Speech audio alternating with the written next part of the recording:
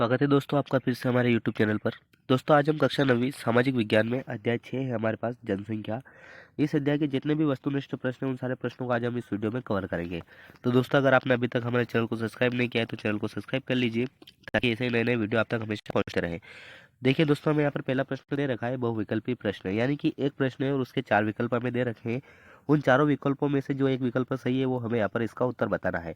तो हमें पहला दे रखा है 2011 की जनगणना के अनुसार सबसे अधिक जनसंख्या वाला राज्य कौन सा है। तो 2011 की जनगणना के अनुसार सबसे अधिक जनसंख्या वाला राज्य है दोस्तों उत्तर प्रदेश। तो ये हो जाएगा हमारा डबल ऑप्शन सही, उत्तर प्रदेश। उसके बाद भारत के पड़ोसी देशों में किसका जनसंख्या घनत्व भारत से अधिक है।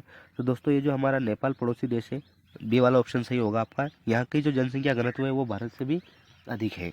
उसके बाद तीसरा देखिए हमें यहाँ पर दे रखा है निम्न में से कौन सा कथन लिंगानुपात को सही तरीके से परिभाषित करता है। तो दोस्तों इसमें हो जाएगा हमारा अ वाला ऑप्शन सही, प्रति 1000 पुरुषों पर महिलाओं की संख्या वो कहलाता है लिंगानुपात। उसके बाद चौथा प्रश्न है हमारे पास निम्नलिखित में से किस राज्य में जनसंख्या घनत्व न्यूनतम पाया जाता है। तो दोस्तों यहाँ पर देखिए अरुणाचल प्रदेश राज्य जो है ये ब वाला ऑप्शन हमारा सही होगा। इस राज्य में जो है जनसंख्या घनत्व बिल्कुल न्यूनतम है। उसके बाद 2011 की जनगणना के अनुसार भारत का जनसंख्या घनत्व कितना है।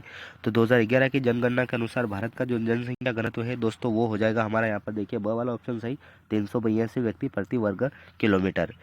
उसके बाद हमें यहाँ पर प्रश्न नंबर दूसरा दे रखा है रिक्त स्थानों की पूर्ति कीजिए।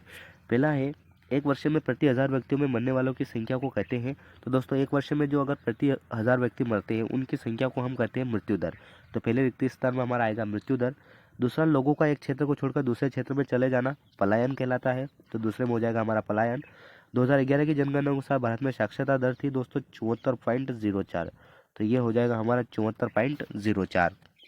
उसके बाद चौथा हमें दे रखा है किशोर जनसंख्या में आयु से वर्ष आयु वर्ग के होते हैं। तो दोस्तों किशोर जनसंख्या में देखिए 10 से 18 वर्ष तक। तो पहले में आ जाएगा हमारा 10 और दूसरे में आ जाएगा 18 वर्ष। उसके बाद पांचवा एक शिक्षित एवं स्वस्थ जनसंख्या ही बुद्धिमत्तापूर्ण निर्णय ले सकती है। तो पांचवे में हमारा आएगा यहाँ पर उत्तर बुद्धिमत्तापूर्ण। उसके बाद देखिए प्रश्न हमें तीसरा दे रखा है निम्न प्रश्न के उत्तर एक वाक्य में उत्तर दीजिए। पहला प्रश्न है केरल में जनसंख्या घनत्व अधिक क्यों है। तो इसका उत्तर होगा यहाँ समतल मैदान और उपजाऊ मिट्टी पाई जाती है। दूसरा जनसंख्या परिवर्तन को कितने प्रकार से व्यक्त किया जा सकता है। तो जनसंख्या परिवर्तन को दो प्रकार से व्यक्त किया जा सकता है। पहला जनसांख्यिकी और दूसरा है जनसंख्यांक के आंकड़े। तीसरा जनसंख्या घनत्व से क्या समझते हैं। तो प्रति इकाई क्षेत्रफल में रहने वाले लोगों की संख्या कहलाती है जनसंख्या घनत्व। चौथा भारत की आधी आबादी किन 5 राज्यों में निवास करती है। तो इसका उत्तर हो जाएगा दोस्तों उत्तर प्रदेश, महाराष्ट्र, बिहार, पश्चिम बंगाल और आंध्र प्रदेश। पांचवा भारत का जनसंख्या घनत्व कितना है दोस्तों अभी हमने विकल्प में निशान लगाया था 382 व्यक्ति प्रति वर्ग किलोमीटर। छठवा भारत में पहली जनगणना कब हुई थी। तो भारत में पहली जनगणना हुई थी 1881 में। और भारत में सबसे कम लिंगानुपात वाला राज्य वो हो जाएगा दोस्तों हमारा हरियाणा।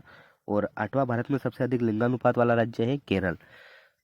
तो देखिए दोस्तों इन सारे प्रश्नों के यहाँ पर उत्तर भी दे रखे हैं हमें, आप यहाँ से भी इनके उत्तर को मिला सकते हैं। उसके बाद प्रश्न नंबर चौथा हमारे पास है सत्य असत्य बताइए। पहला हमें दे रखा है वर्ष 2000 में राष्ट्रीय जनसंख्या नीति लागू की गई थी। तो दोस्तों राष्ट्रीय जनसंख्या नीति जो 2000 में ही लागू हुई थी तो ये हमारा सत्य हो जाएगा। दूसरा जनसंख्या परिवर्तन में प्रवास की भूमिका का कोई प्रभाव नहीं पड़ता। तो दोस्तों ये असत्य होगा क्योंकि जनसंख्या परिवर्तन में प्रवास की भूमिका का भी प्रभाव पड़ता है। उसके बाद देखिए हमें यहाँ पर तीसरा प्रश्न दे रखा है भारत में जनसंख्या वृद्धि का एक कारण मृत्यु दर में कमी भी है। तो दोस्तों ये हमारा सत्य हो जाएगा। चौथा भारत में जीवन जीने की औसत आयु 68 वर्ष है, ये हमारा असत्य है। 15 से 59 वर्ष की जनसंख्या को कार्यशील जनसंख्या भी कहते हैं। तो दोस्तों ये सत्य है। और वर्ष 2011 की जनगणना के अनुसार सबसे अधिक जनसंख्या वाला राज्य उत्तर प्रदेश। तो ये भी अभी हमने विकल्प में निशान लगाया था ना दोस्तों उत्तर प्रदेश का, तो ये भी हमारा हो जाएगा सत्य। उसके बाद देखिए सातवां हमें दे रखा है भारत में जनगणना प्रति 5 वर्ष में की जाती है। तो यह असत्य हो जाएगा क्योंकि भारत में जो जनगणना होती है वो प्रत्येक 10 वर्ष के अंतराल में होती है। उसके बाद आठवां व्यवसाय के आधार पर उद्योगों में संलग्न जनसंख्या को तृतीय व्यवसाय में रखा गया है। तो ये सत्य है। और ग्रामीण जनसंख्या संरचना कृषि कार्य में लगे लोग शामिल होते हैं। तो ये सत्य है क्योंकि ग्रामों में आधे से अधिक जनसंख्या जो है वो खेती का काम करती है। उसके बाद जनसंख्या की व्यावसायिक संरचना से देश के आर्थिक विकास की जानकारी मिलती है। तो ये भी हमारा हो जाएगा दोस्तों सत्य। अब देखिए आगे और निचला प्रश्न हमें दे रखा है पांचवा सही जोड़ी बनाइए। हमें यहाँ पर खंड अ को खंड ब से मिलाना है।